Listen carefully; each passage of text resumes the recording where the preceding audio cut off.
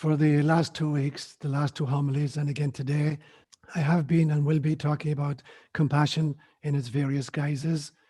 And when I thought about it during this week, what reading would best for me exemplify compassion?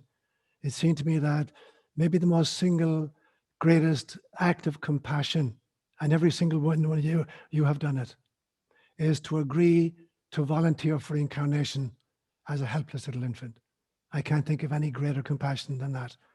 And so this is actually a poem I wrote on December 19th, 2016, after I had an encounter with a little newborn infant. Her mother tells me she is 5 weeks old, but she fits comfortably in the hollow of my hand. She has no idea of time, so she came 2 months early. She has an eternal past, but she remembers none of it. She has an endless future, yet she is not concerned about it. Rather, she is fully present to this precious present moment, a present indeed from God. I gently kiss her wrinkled little brow, and she responds with a beatific, toothless pink smile. She is the infant of now. Is she perhaps another Christ child? Weren't we all? What happened? So many present moments hijacked by guilt and anger from the past are derailed by anxiety or fear of the future. So many precious present moments sitting like cold food on an untouched plate as we starve mindlessly while regretting the food we never got and lusting for meals we'll never see. So much have you to teach us, little pink wrinkled Christ child. Help us to smile now. These are words inspired by God. As I've said very, very frequently, I believe that we're born only with two emotions, love and fear, and that when fear is self-directed, it becomes anxiety or depression, and when it's other-directed, it becomes anger or rage. And when love is self-directed, it becomes self-esteem, and when it's other-directed, it becomes compassion. And I believe that there are 4 faces to compassion. Compassion can be expressed as confirmation, attaboy, or cooperation, or compensation, or confrontation. And in the last 2 homilies, I talked about these 4 facets. In 2 weeks ago, I talked about compassion as confirmation and confrontation. And last week, I talked about compassion as cooperation and compensation. So I'm going to do a quick recap of those 2 homilies and then open it up to Q&A. So a quick recap of compassion as confirmation. This is the kind of the attaboy syndrome where we're encouraging people. And I talked about a story that we find in Mark's gospel, where Jesus has been confronted by the religious teachers of the time, and they ask him, of all the 613 precepts of Torah, which is the most important? And without batting an eyelid, he said, this is the most important. You must love the Lord your God with your whole heart and your whole soul and your whole mind. And I'll give you the second one as a bonus. You must love your neighbor as yourself. And one of the scribes who was listening to him said, Master, you're absolutely right. You hit the nail on the head. Indeed, it is. The most important thing is to love God with your whole heart and your whole soul and your whole mind, and to love your neighbor as yourself. And Jesus' response to him was, you are not far from the kingdom of heaven. And he was not just being patronizing. He realized that this guy really got the essence of Torah and the essence of spirituality, which is about love.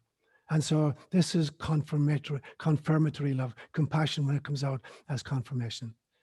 And I suggested 2 weeks ago that it's important for us to bookend our day with compassion for ourselves through confirmation of what we've achieved.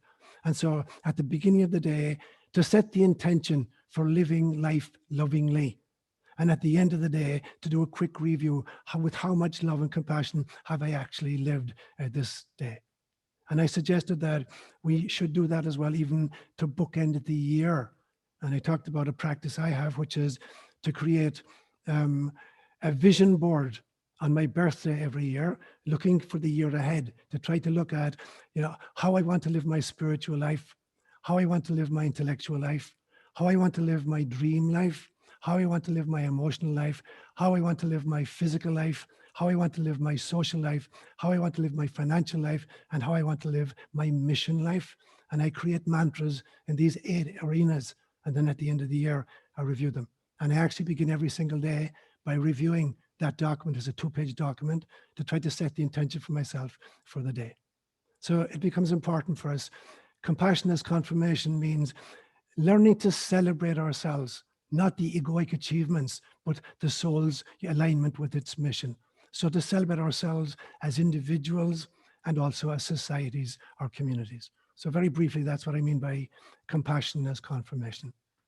I then went on to talk about compassion as confrontation, which is a very important element of compassion.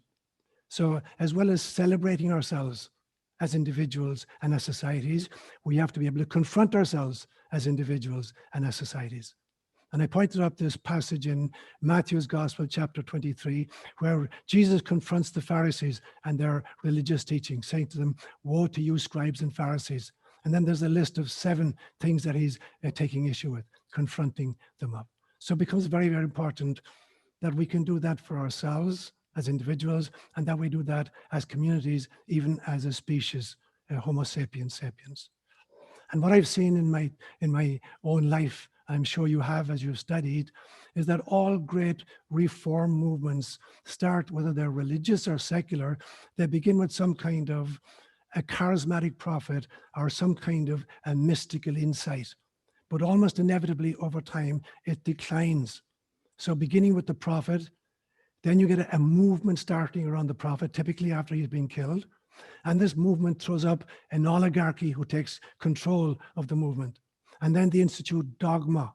And then they insist on orthodoxy. And then there's censorship and inquisition and tyranny of the movement. And then it has to find a brand new prophet.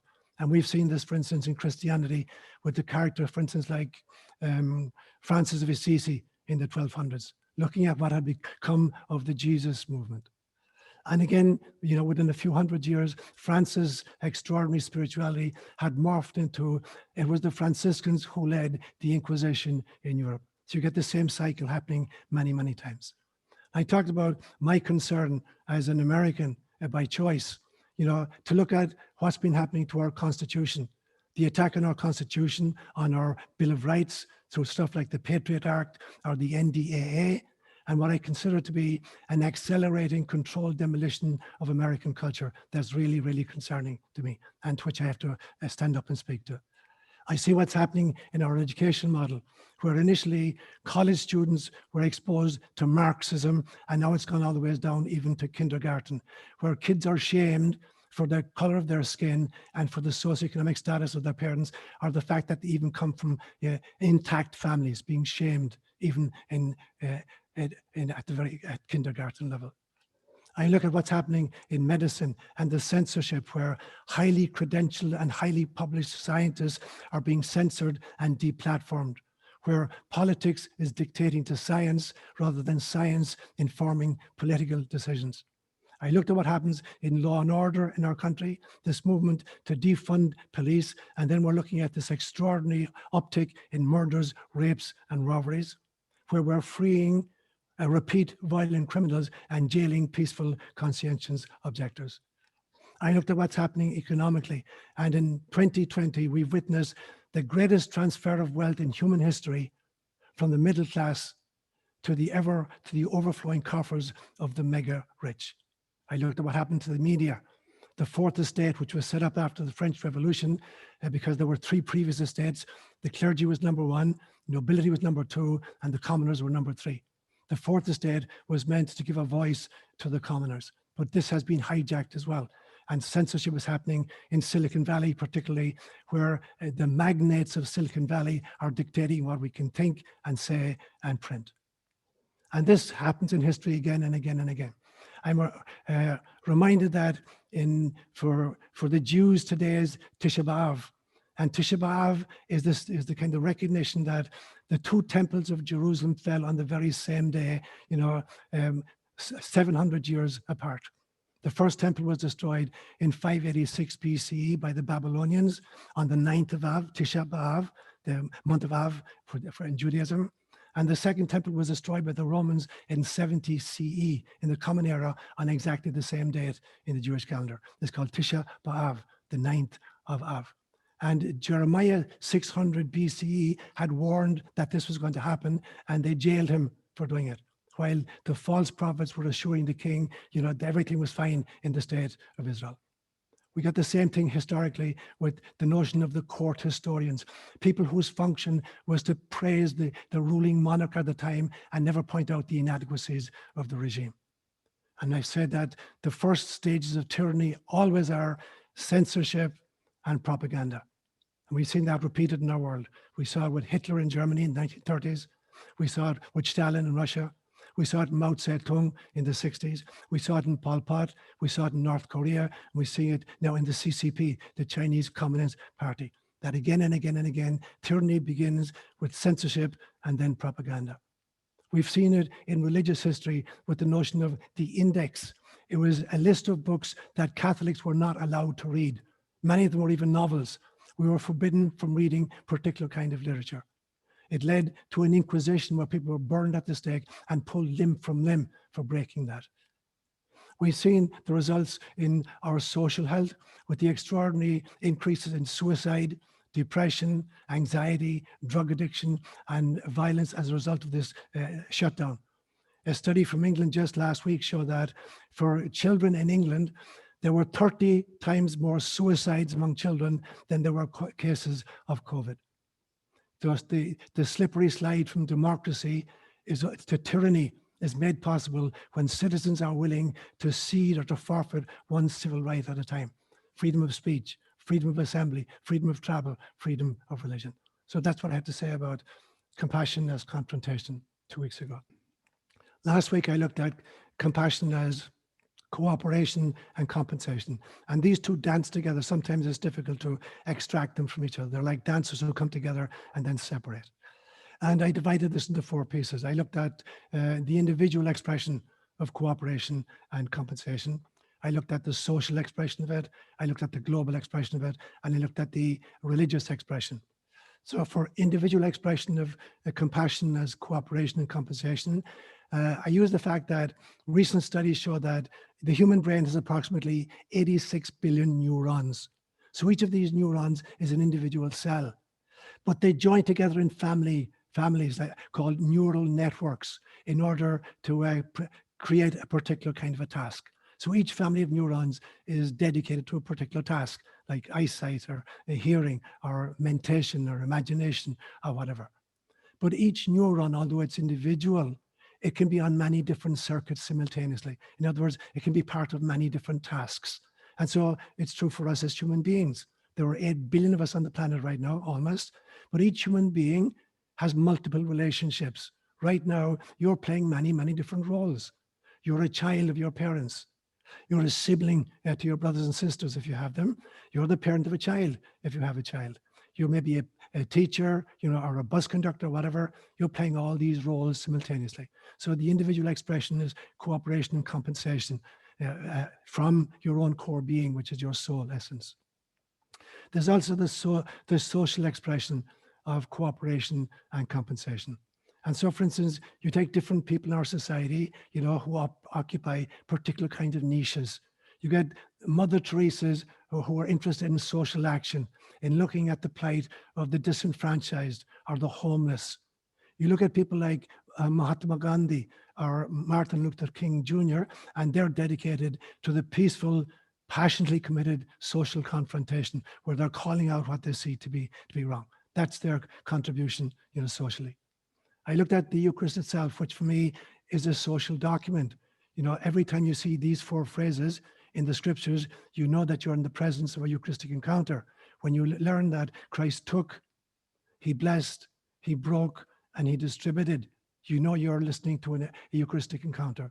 So he took, which means he accepted gratefully. He didn't grab stuff. He blessed it, which is not the imparting of benediction to a previously inert substance, but the recognition of the inherent sanctity of everything that is. That's what blessedness is. Then he broke it. In other words, he's creating a template or a model for distribution. And then fourthly, he gave it to the disciples. So this Eucharist as compassion through cooperation and compensation. I looked at the notion of what I've called the preconception contract, where we make agreements as a group of souls to come into life at the same time and play out a drama which affords every single one of us the ideal opportunity to learn what we've come to learn, which is to become Christ conscious, to help wake each other up, and finally to create Christ consciousness or Buddha nature in our times and in our universe. And as I suggested in the poem that I just read for you, I believe that the first and the greatest act of compassion was volunteering for incarnation. And every single one of us did that. That's an extraordinary work of compassion for our world. I looked at the difference between revolution and evolution, where revolution is always fast, it's angry, and ultimately long-term, it's ineffective. It always creates another violent backlash. It has no appreciation for tradition and achievements. Evolution, on the other hand, is gradual, it's gentle, it's loving, and it's effective because it's epigenetic, which means that every subsequent stage incorporates but transcends all of the previous stages. Just like a tree sending shoots into the air and leaves into the air is dependent upon its root system in order to do that. Evolution honors tradition and builds upon it. And I looked at the global expression of compassion as cooperation and compensation, the care of the earth, ecological considerations cross-culturally. And this beautiful phrase in Hebrew, tikkun olam, which means literally the healing of the world as we move forward in our evolutionary trajectory. And I cited the story, which I've said many times before, of the Special Olympics of the little Down syndrome man falling down halfway up the track, and the rest of the competitors coming back, picking him up, and walking as a group across the finishing line. The difference between, competition and compassion illustrated right there. And finally, I spoke about the religious expression of compassion as cooperation and compensation. I talked about people like Himalayan gurus, or cloistered nuns and cloistered monks, who, in my opinion, are impregnating the planet with love and with compassion, even if they're never seen by an outsider. I talked about the Dalai Lama, who's practicing forgiveness, not just on behalf of his own people, but on behalf of the planet itself. I talked about the movement in Vatican II in the early 1960s, where we Catholics began for the first time ever to get rid of, pejorative terms like the perfidious Jews, for whom we prayed every Good Friday, and replaced that with something like our separated brethren. And looking at the huge improvement across mainstream Christian churches since that time. I talked about the first World Parliament of Religions, which was held in Chicago in 1893, which gurus and leaders and spiritual directors, and theologians from all over the world congregated. And about the debate at that meeting between two European theologians, one of whom claimed that in order to be a spiritual person, you had to tunnel down really, really, really deeply into a single tradition. And the other guy claiming, he used an English proverb that said, "He knows not England, who only England knows." In other words, you've got to spread, you've got to compare with others in order even to appreciate your own tradition. And that my own opinion was, it's both. I used the example of an archaeological dig at Göbekli Tepe, where you have to go down very, very deeply, and you have to go very, very wide, and you got to go very, very carefully. That is, for me, what the religious expression of compassion as cooperation and compensation is. And then I finished last week by talking about what I consider to be the three great forms of compassion as compensation and cooperation when we're incarnated. And the first one is to lay down one's life for one's friend or for a cause. Christ says there is no greater love than to lay down your life for your friend. I think there are actually two more levels beyond that.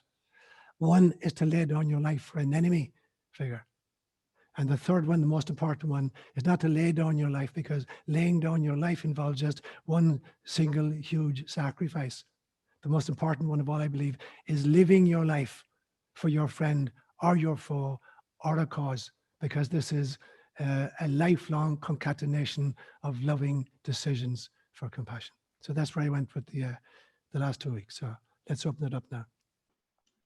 Seán, that was beautiful. I would like to ask your thoughts on the difference between sympathy and compassion. Okay. You see a difference? Yeah, that's brilliant. I love that question, Peter. And so often these are used as synonyms. I think they're actually quite different. For me, sympathy is seeing a person stuck in the bottom of a hole and jumping in with them, so no one gets stuck. Yeah. Compassion is letting down a rope to extricate him. And so they're very different in the sense that, you know, you're empowering the other rather than kind of jumping in and being stuck with him.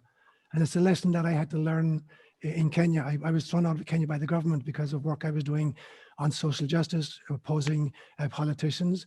And I realized at some stage that if I had less ego, I might have survived. I was trying indeed to provide ropes for people stuck in holes, but I was also trying to be the kind of the savior figure. So if I had less ego, I might have helped more people, you know, and not gotten thrown out in the process. So for me, it's the difference between empowering and enabling. Yeah, that brings up the question of codependency also, I think. Yes, absolutely, absolutely. So rather than codependency, we need to create interdependency, where we're part of a team, everybody contributing something and all of us compensating from the shortcomings of others, because all of us do have shortcomings. I'm curious in seeking clarification on the definition of evolution and revolution. You say that evolution is slow and peaceful and always effective, but my understanding of evolution is that it is punctuated equilibrium, that evolution occurs after perhaps a catastrophic event, after long periods of equilibrium, such as when the asteroid hit the Yucatan and wiping out the dinosaurs and selecting then for mammals. And in a retreat years back, you mentioned other important events that were catastrophic and then selected. I wish I could remember your examples. They were very good. So I'm just curious about your remarks defining evolution as always steady, slow, and peaceful. Thanks. That's a great question, Diane. And so the punctuated equilibrium you speak about was a theory of Stephen Jay Gould, who was a biologist at Harvard, and he's looking at the history of the planet itself. Now, there's a big shift that happens when we move from what's called evolution of consciousness to conscious evolution. Evolution of consciousness is the slow, gradual, occasionally punctuated equilibrium of catastrophic events, you know, when we weren't consciously aware or couldn't consciously direct our future evolution. At some stage, with the arrival of Homo sapiens sapiens, the movement went from evolution of consciousness over which we had no control to conscious evolution, which we are directing ourselves. It's the difference between being able to create a response, a thoughtful, mindful response to a situation, and to plan for the future, and just having to react to situations which are given to us by geological considerations. And so I believe that a long time ago, survival of the fittest meant that the person who was most on edge and constantly watching out for the saber-toothed tiger, that's the person who got to survive and to pass on their genes. But now the evolution means that people who are more spiritual and more compassionate, they are the survivors, because they're the people who are actually directing the future of the evolution. So there's the geological evolution, you know, or astronomical evolution, to which we may have to respond occasionally. But most of the situations in which we find ourselves as human beings now are the result of conscious, you know, evolution that we've directed and that we've created. And what we've seen again and again and again, when we respond violently to present predicaments, we create more violence. If you study world history, you see that again and again and again. In my time in Africa, I lived in Africa at a time when most of the African countries were getting independence from colonialist regimes. And I saw again and again and again that the violent overthrow of colonialists or of previous regimes, even other African regimes, inevitably led to more and more violence. I lived in Kenya when Idi Amin took over in Uganda. from a previous African leader, and the people cheered him on the streets of Kampala as he moved in. Within 10 years, Idi Amin had killed 300,000 of his own people. I saw it all over Africa that as soon as there was independence from colonialist regimes, which was done violently, there was internal conflicts and civil wars, which continued to kill millions of other Africans, even to today. There are areas in Africa where infant mortality or child mortality, most kids don't get to age 5 because of internal conflicts. So as long as you respond to human predicaments violently, you're going to create a backlash. And this is precisely why people like the Dalai Lama, Martin Luther King Jr., Mahatma Gandhi, and Jesus Christ said, you have to respond with compassion even to your enemies. Pray for those who persecute you. So the future is in our hands. There are 3 kinds of future. There's, some people who believe in the kind of the inevitable fated future. I do not believe in an inevitable fated future. There are 2 possible futures. There's the probable future and the possible future. The probable future is the future that will emerge based on our present behaviors if we don't change them. And the possible future is what happens when we do change the ways we do it. But if we're doing it violently, very definitely the outcome is going to be violence as well. So I want to distinguish between, I agree with punctuated equilibrium at a geophysical and an astronomical level. But the human beings now have consciousness. They're creating the future. So evolution has to be in the hands of those who are sane and compassionate and loving rather than those who are reactive and violent. Great question there. Yeah, actually, I just wanted to point out a pretty charming synchronicity related to your point about how religion tends to go wrong when the institutional orthodoxy takes over. I heard a really fascinating interview with a Muslim journalist from Turkey who has written a couple books about moving Islam back to its original roots, and pretty much echoed those points exactly, that apparently in the Quran, concepts like infidel and apostate and jihad aren't really there, that they were sort of added later by the, once the institutions took over. Yeah, I forget where I was going with that, but anyway, I did post a link to that interview on the Explorers group, and it was just helpful to, we tend, in this country, we tend to just paint others with a single brush. Muslims, it's horrible or oppressive, and really there's much more complexity to it than we normally think. Anyway, I just wanted to make that comment. I'm in 100% agreement with you, absolutely.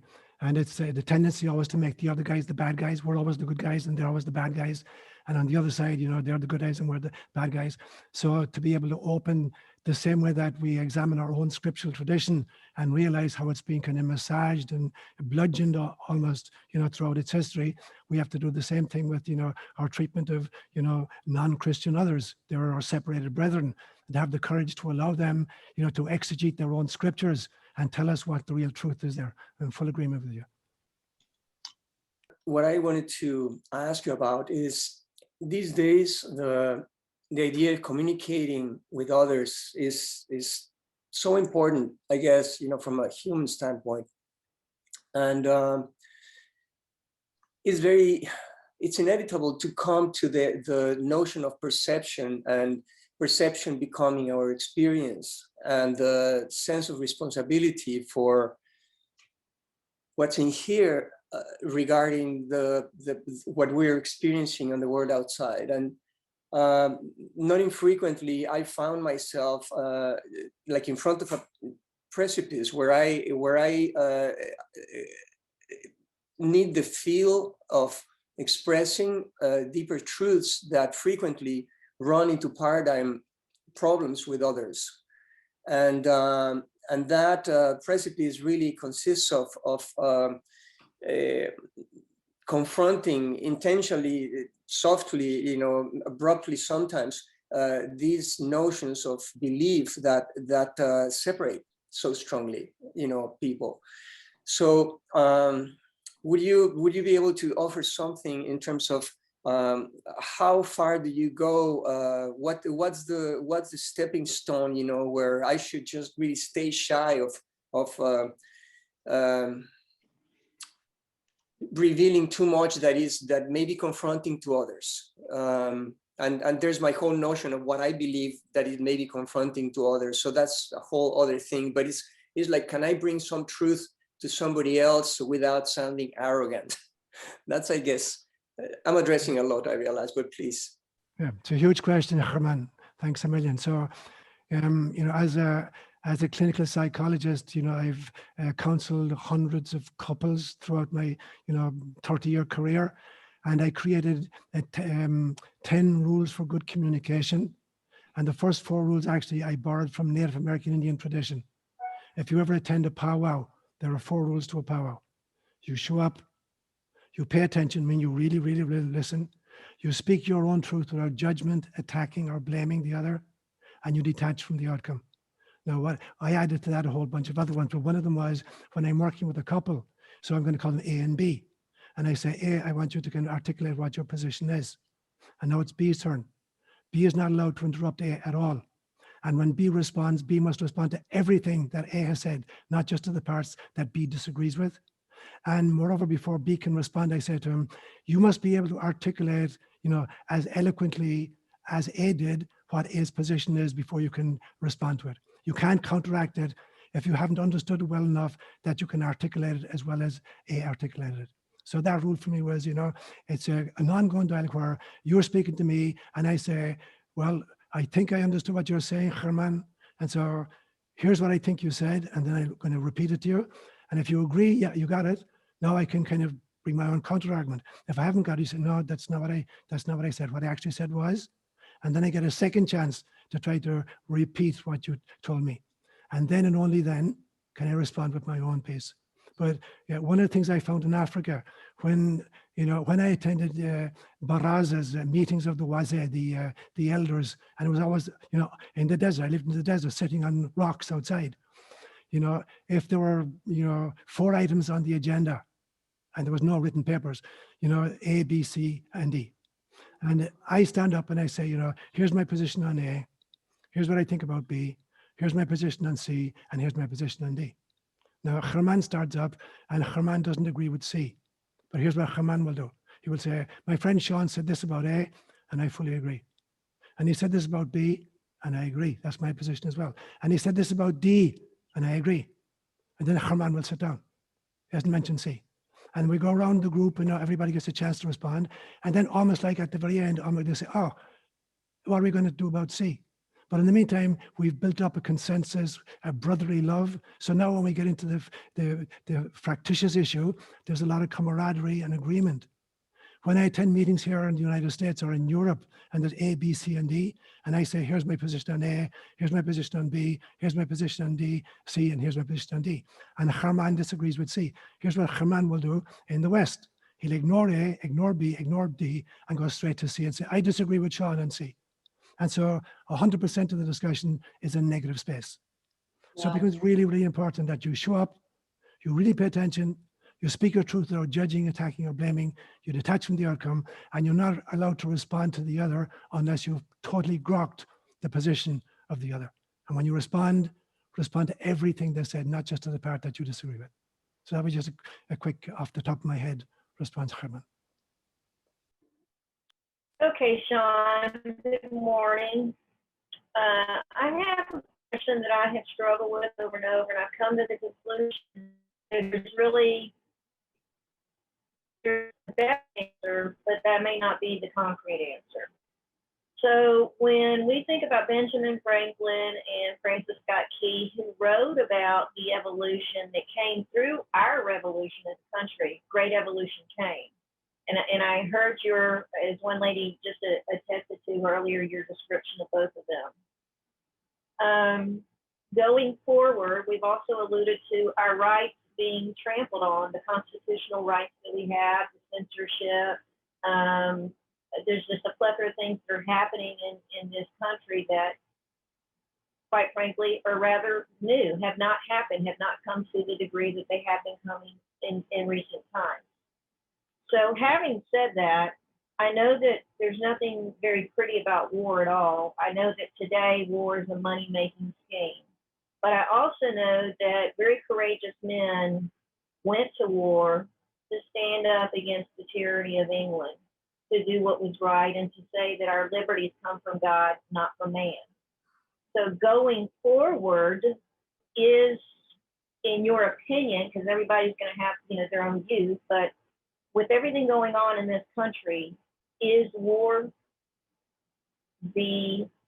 or revolution the possible equation to a more profitable outcome? I don't know of any other way to ask that, given the history of our country before.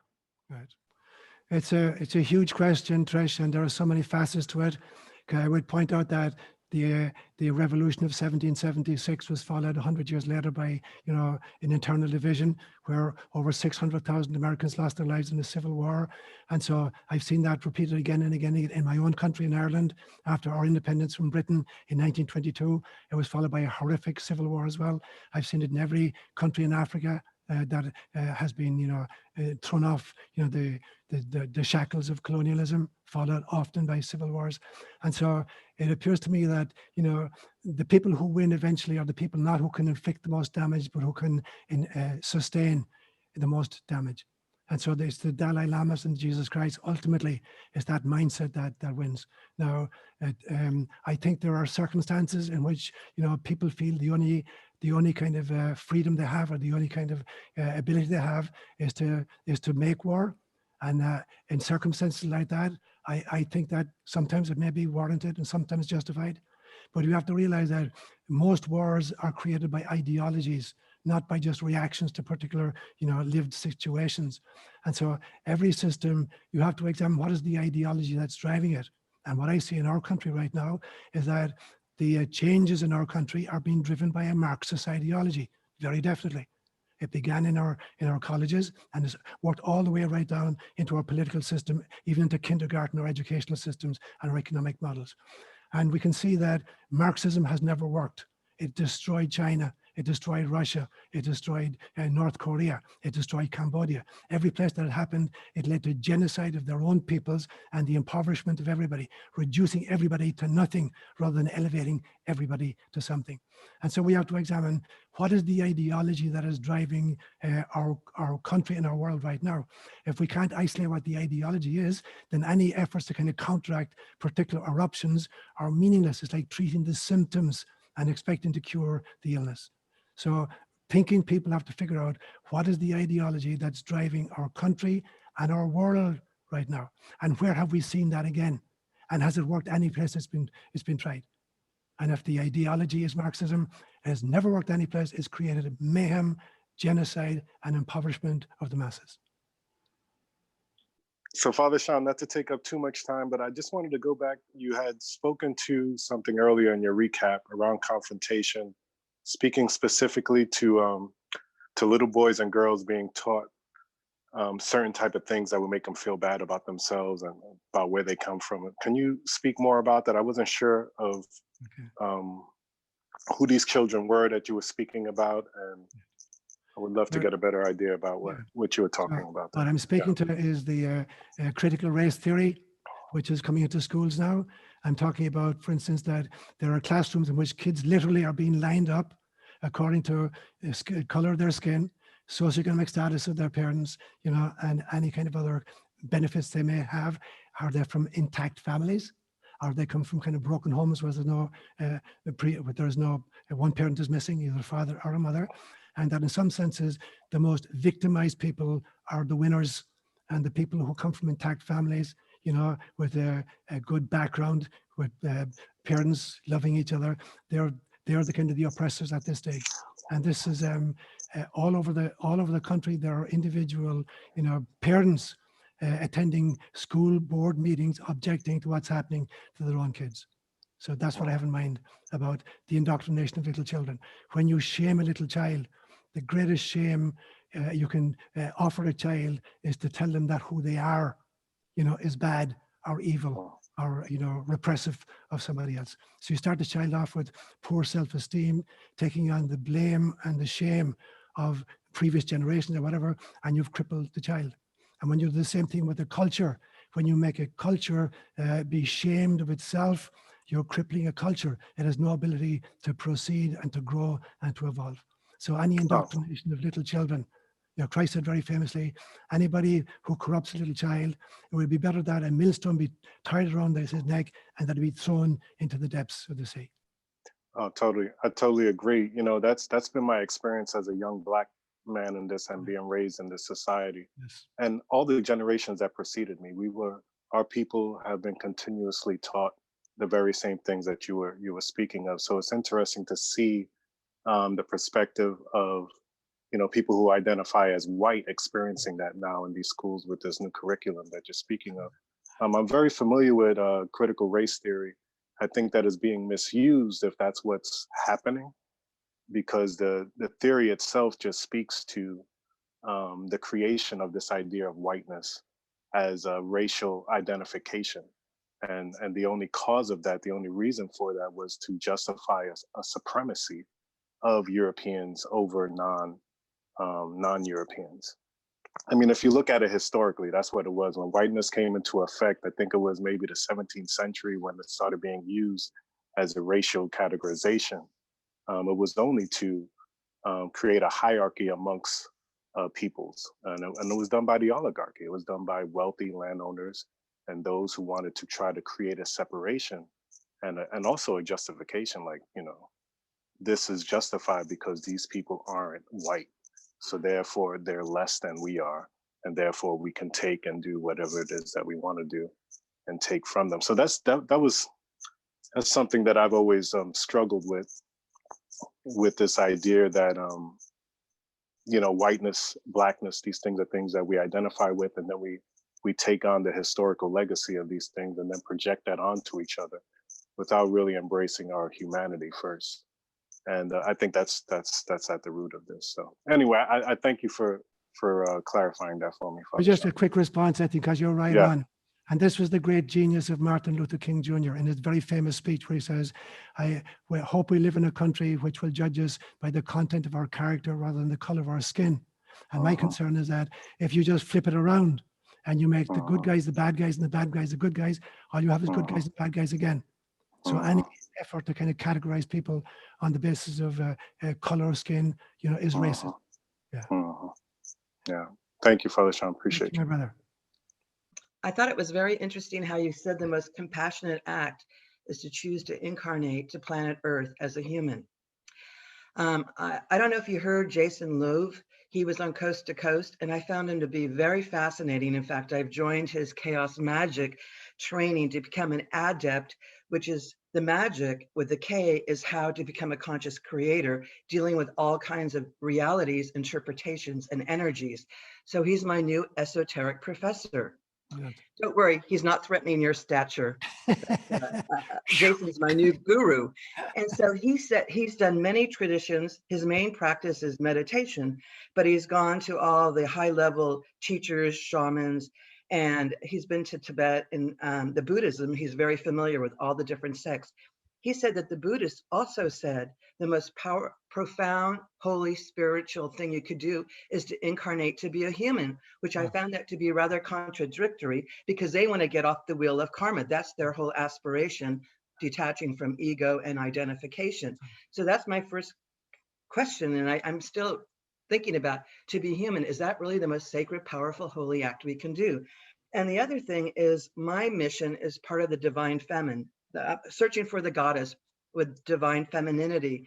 And to me, that's what's really missing in so much of our equations, our considerations, our decisions, is we have not honored the divine feminine to help heal our issues, our conflicts, our ability to love each other, and just to love and coexist with the planet and all of its inhabitants. So that's a big part of my mission, is to honor, seek, explore the divine feminine. And that's within the male as much as within the female. Absolutely. Great, two great points, Ingrid. And so, yeah, I would totally believe, and this was just an insight that came to me during the week, that the single greatest act of compassion is to volunteer for incarnation and find myself in a vulnerable human body in a world, you know, with lots of vicissitude. So I totally agree. The other one about the kind of your mission particularly, I agree totally with it. And I see that as the penultimate stage, there's a stage beyond that. And I actually did a retreat on it a year ago or 2 years ago, which is that there's a place beyond gender. So best represented by the yin and the yang, so that there are particular kinds of virtues that are appropriate in different kinds of circumstances. Courage and strength are appropriate if you come across a car accident and you're going to have to lift a vehicle off somebody who's trapped. Then you're going into the kind of the yang energy. When you pick a little infant out of the wreck and you cradle it, you're going into the yin energy. So it's the ability to decide which of the two facets of the yin yang is appropriate in any one situation, because they transcend gender. And as you rightly pointed out, the femininity is part of the male psyche as much as, masculinity is part of the female psyche. And the issue is to try to, Carl Jung called it the mysterium conjunctionis, the mystical union of the male and female elements, not the physical bodies per se. That's only a symbol, but of the energies, of the yin and the yang. So as you continue with your mission and you begin to impregnate the planet with the femininity of compassion, we must also strive to realize that there's a place and a time in which we have to have access to both sets of energies, yang when it's appropriate and yin when it's appropriate.